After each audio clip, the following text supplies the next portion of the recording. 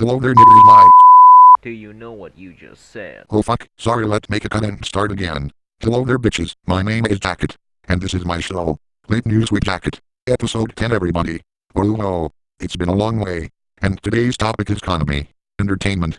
Let's begin. Judge rejects Harvey Weinstein's bid to toss sexual assault case today. Here in New York, we saw the first steps towards justice. Times Up President Lisa Borders said, after the judge's ruling.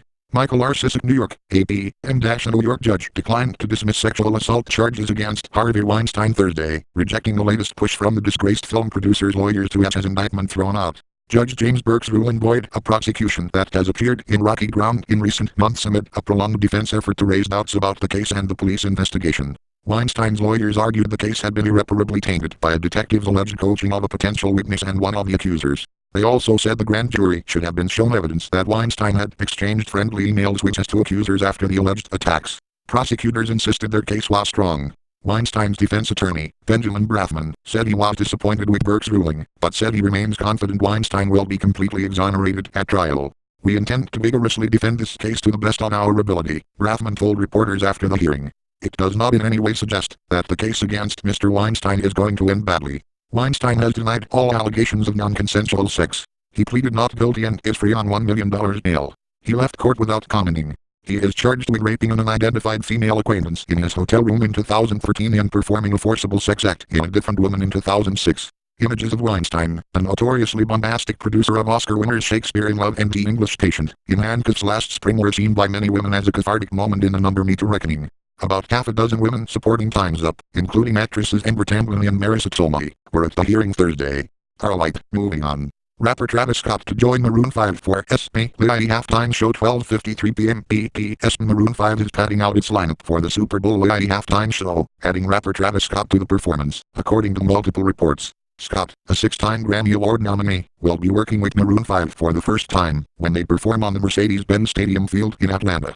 Other artists could still be added to the halftime show as well. Jay-Z, who has been highly critical of the NFL over its treatment of former San Francisco 49ers quarterback Colin Kaepernick, is attempting to talk Scott out of performing, according to Variety. Scott's Sicko Mode, which was nominated for a Grammy for Best Rap Performance and Best Rap Song, spent 1 week at number 1 in the Billboard Hot 100 earlier this month. TMZ first reported that Scott would be part of the halftime show. Josh Gordon suspended indefinitely for violating terms of conditional reinstatement.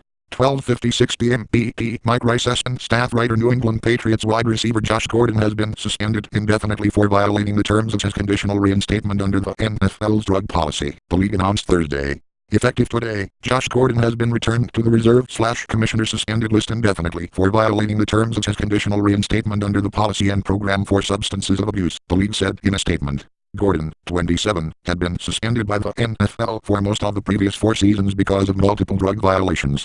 Based on the discipline schedule in the collective bargaining agreement, Gordon would be facing banishment from the league for any positive test, though he could still apply for reinstatement. Earlier Thursday, Gordon tweeted that he was stepping away from football to focus on his mental health. I take my mental health very seriously at this point to ensure I remain able to perform at the highest level. I have recently felt like I could have a better grasp in things mentally.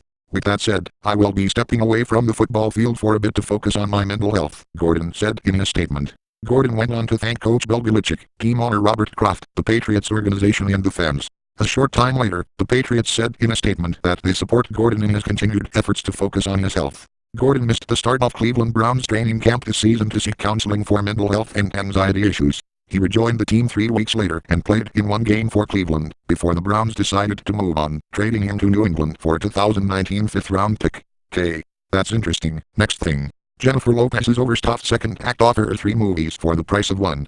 Halfway through second act, Jennifer Lopez's working-class gal turned high-end beauty industry consultant has a revelation. Consumers are overwhelmed by the enormity of choices out there. What they really want and even if they don't realize it and is a single beauty product that can take care of all their skincare needs. Why buy 3 separate face creams when you can get one that does it all? That also seems to be the philosophy behind second act itself, a comedy that attempts to cram at least 3 different movies into one glossy package. To its credit, it remains fairly watchable even as it veers around wildly in tone. Yet second act also proves that all-in-one products have their downsides. Prioritizing quantity over quality doesn't often add up to something greater than the sum of its parts. Charismatic as ever in her first return to big screen comedy since 2012, Lopez stars as Maya, a big box store employee who has revolutionized output and morale at her store, but is turned down for a promotion because of her lack of a college degree. That makes for a rather depressing 40th birthday celebration and inspires her computer whiz godson to apply some desperate measures to these desperate times. He gives Maya an online makeover, filling her resume with Ivy League credentials, Mandarin fluency, and coxswain experience, while dressing up her personal pages with hikes up Kilimanjaro and photo ops with the Obamas. Maya's newly swantified profile winds up landing her an interview for a high-paying consultant position at a Procter & Gamble-esque company. As the film helpfully points out, however, it's Maya's tangible in-store experience with the company's products that actually earns her the gig.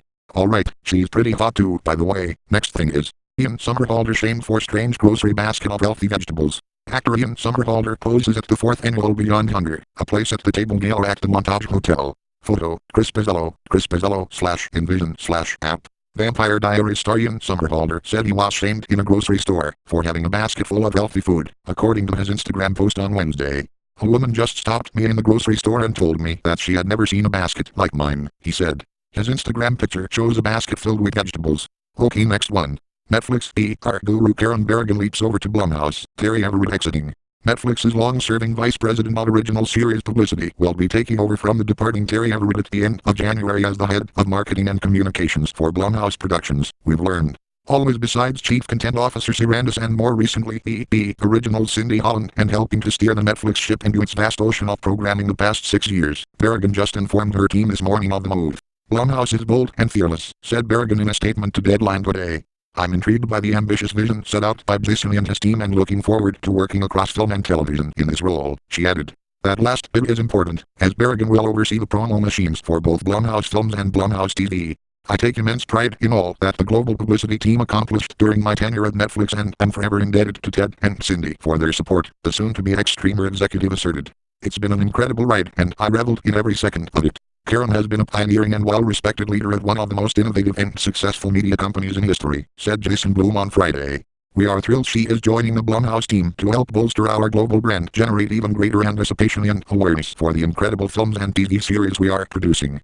After just under 2 years at Blumhouse, ex-Universal Filmed Entertainment Global Communication Everett is exiting the corporate world altogether. Terry has been a terrific partner and has played an invaluable role in the ongoing growth of Blumhouse, CEO Bloom stated today. At the same time, I appreciate that she wants to do something completely different at this point in her life. No word yet who will be replacing Berrigan at Netflix. Stay tuned. Well damn, next thing is, are you sure I can read it? Yes. Okay, well then it's, Lude M in a post-Tumble world, the top 7 Eki Crunchyroll aim. Jesus fucking Christ, give me a second. Alright, we are good. As of Dec 17, 2018, the popular blog hosting website Tumblr will be officially banning all adult content from the platform, removing countless blogs that included nudity for one reason or another. As a result, it seems like a perfect time to look for some alternatives. Here's a list of the highest-rated Eki shows available on Crunchyroll. For those who don't know, Eki is the genre of anime focused on fanservice. In other words, the shows with nudity and other such content no longer allowed in Tumblr. This list was calculated based on the 5-star rating system available for all shows on Crunchyroll. Enjoy. It's a list, so here's a list. Jesus, why are we doing this? Fucking anti-bullshit. 7. A Bridge to the Starry Skies, Hashizora Hikaru Eshi based on light novel. Original creator, Feng, also created, Akenaro ni Samarusaka. Studio, Doga. Director, Takanori Mihara. Episode director, 2,6,11, for Genshiken. Kazuma and his little brother Aimu move to the countryside, because Aimu is sickly. In their way to tea they'll be staying at, a monkey steals Aimu's hat. While getting it back, Kazuma runs into a girl, and in true Eki fashion, the show shows off her skirt and chest before even revealing her face. While jumping on rocks to cross a river, Kazuma crashes into the girl. Jesus, somebody fucking kill me. Why am I reading this? This is retarded. And probably illegal crazy. Relax, we're good. Jacket, K, continuing, knocking them both over and leading to them accidentally kissing. Somehow, the girl's friend catches them kissing, but failed to notice any of the lead up. In general, the show seems to have lots of panty shots, but otherwise it's simply a high school romance slice of life show. Alright. FBI, open up! Let's go! Rush that son of a bitch! Stop! FBI, get down on the ground! Let's see some fucking hands! Okay, Raffle, just kidding, fuck you. Should I gotta do something right?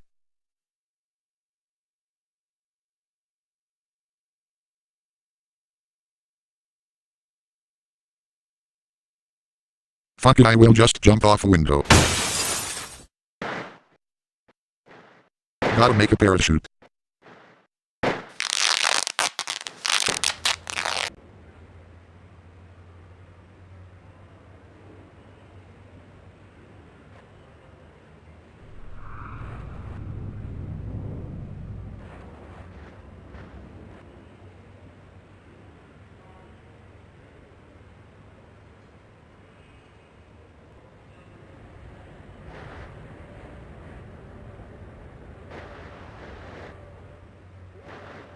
Assault Team Delta going in.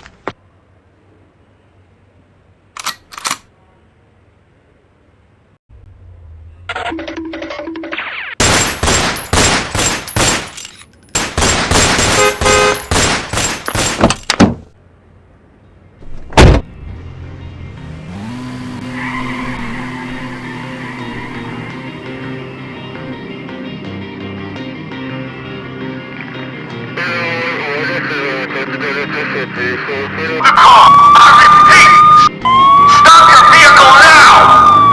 Driver, pull over now!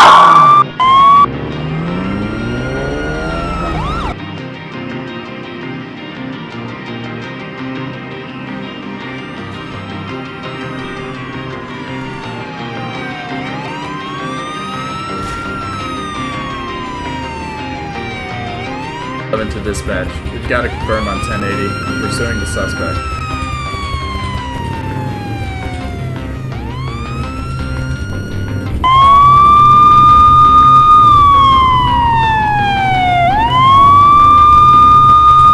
Stop the fucking car, hotshot.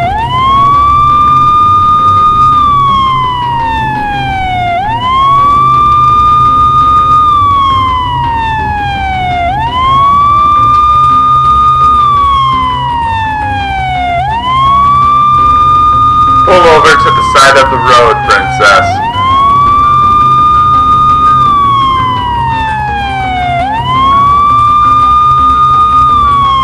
Turn the car off and throw the keys out of the window.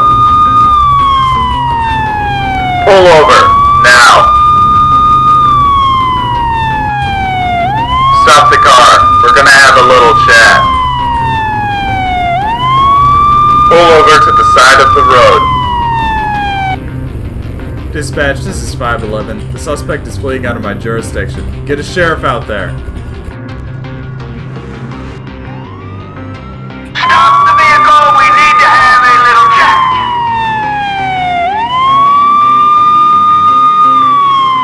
What more to stop? Don't you understand?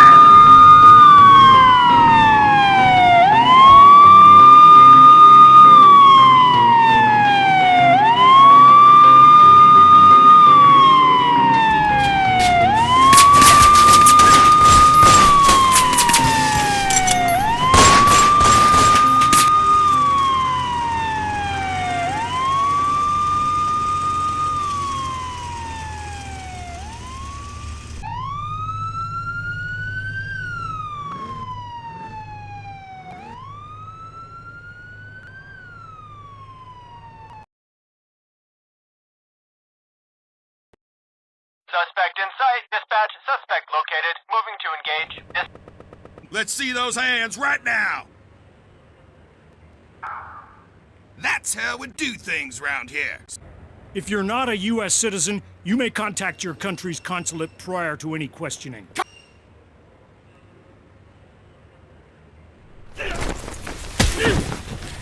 Listen up, faggot, you gonna fucking die.